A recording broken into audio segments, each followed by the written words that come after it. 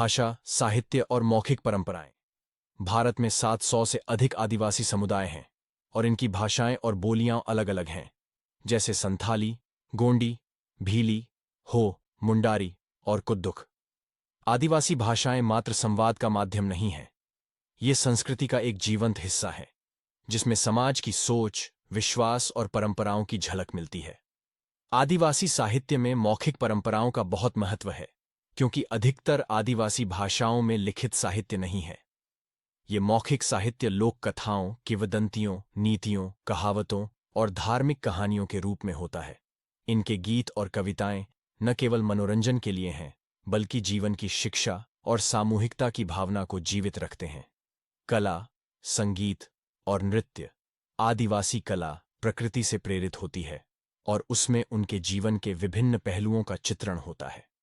जैसे महाराष्ट्र के वॉरली चित्रकला में दैनिक जीवन और प्रकृति के साथ सामंजस्य को दर्शाया जाता है, जिसमें वृक्ष, पशु, इंसान और समाज के सामूहिक जीवन की झलक मिलती है।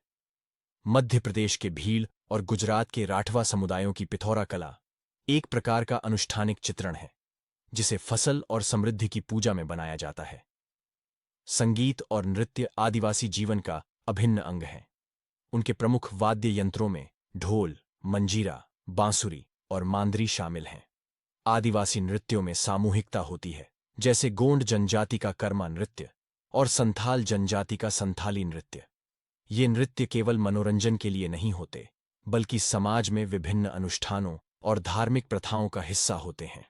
धार्मिक विश्वास और प्रथाएं, जीववाद, टोटेमवाद, पूर्वज पूजा। आदिवासी समुदायों में प्रकृति के प्रति गहरा आदर और धार्मिक विश्वास पाया जाता है।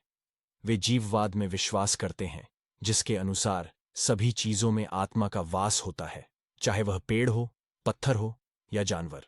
इसलिए जंगल, पहाड़ और नदियां उनके लिए केवल भौतिक तत्व नहीं हैं, ये पवित्र स्थान हैं जिनका वे सम्मान करते हैं।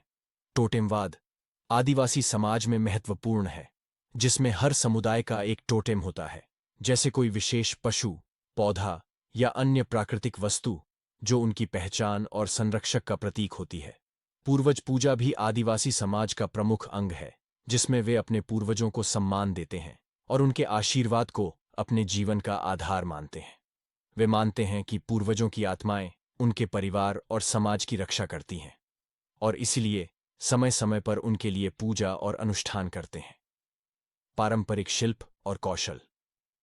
आदिवासी समुदायों में पारंपरिक शिल्प का विशेष महत्व है, जैसे बांस और लकड़ी की कारीगरी, मिट्टी के बर्तन बनाना और बुनाई। बांस की टोकरी और चटाई जैसे सामान उनके जीवन का हिस्सा हैं। ये शिल्प केवल उपयोगी वस्तुएं नहीं, बल्कि उनके समाज की हस्तशिल्प कला का प्रतीक भी हैं। मणिपुर के ठंगकुल नागा समुदाय की बुनाई कला, भील जनजाति की मछली पकड़ने के जाल बनाने की कला और मध्य प्रदेश के बैगा जनजाति के टेराकोटा के बर्तन इनकी हस्तकला में विशिष्ट स्थान रखते हैं।